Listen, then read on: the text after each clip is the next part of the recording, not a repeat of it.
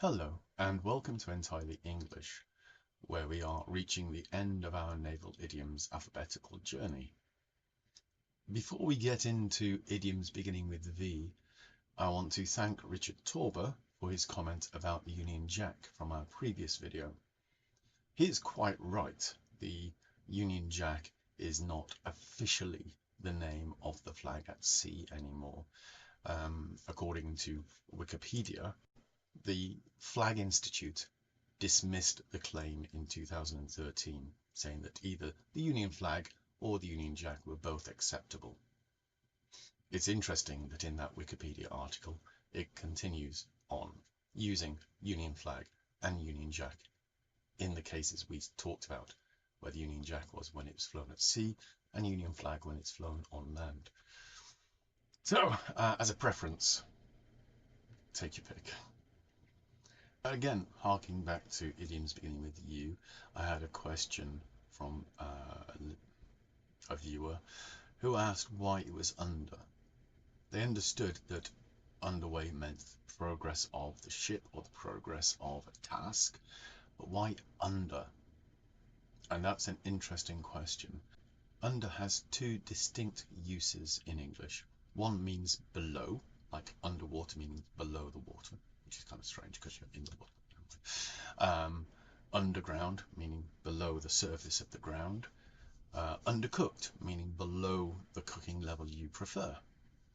But there's also under meaning subject to.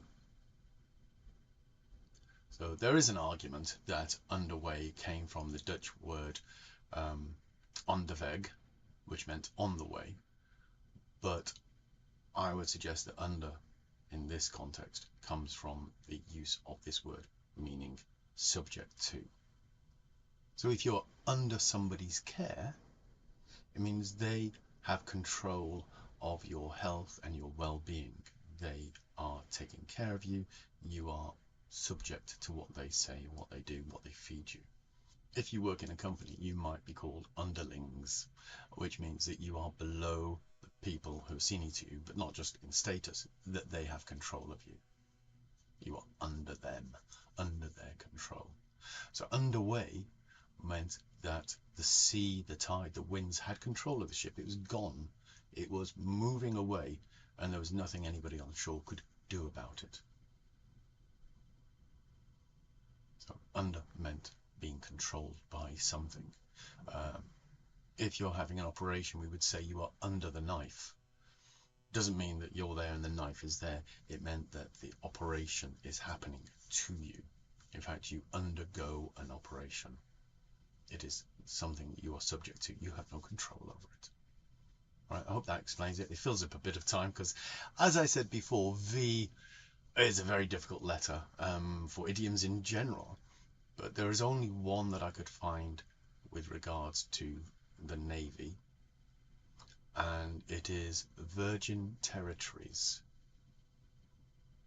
Now, the Royal Navy was originally established to protect the shores of Britain.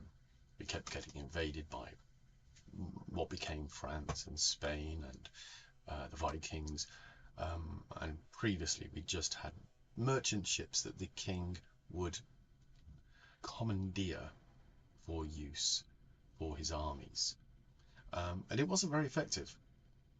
And it wasn't until, say, the 16th, 17th century that we actually established a proper navy, a navy that was the most powerful in the world. And their job initially was to protect the shores of Britain, to stop the armadas, etc. And they were used to protect our merchant vessels. Those are the ships that were going to places like India to collect spices, so forth, back to this country, and to export our goods to other countries, to protect them from pirates and the French and the Spanish and the Dutch, etc. And then they began exploration, and they were very key to exploring things like finding the Northwest Passage.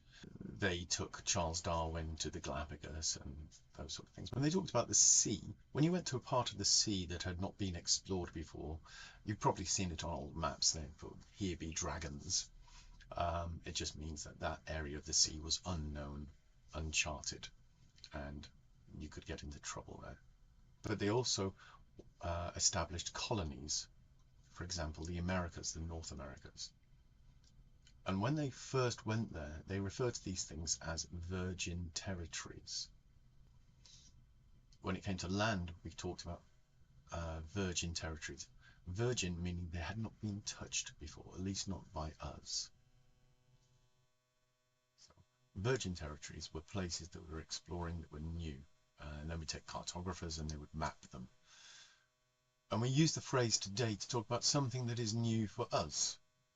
Maybe a product you've developed is exploring virgin territories. It's something that hasn't been done before.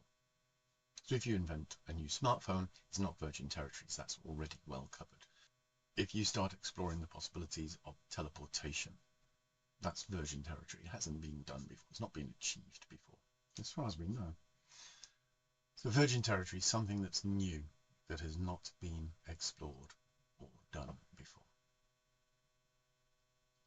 All right, so I filled in some of the time with the references back to you. This is the end of V, unless you can think of others. I thought I had a couple of others, but turned out I was wrong. Next we will go on to W. There is a few for W.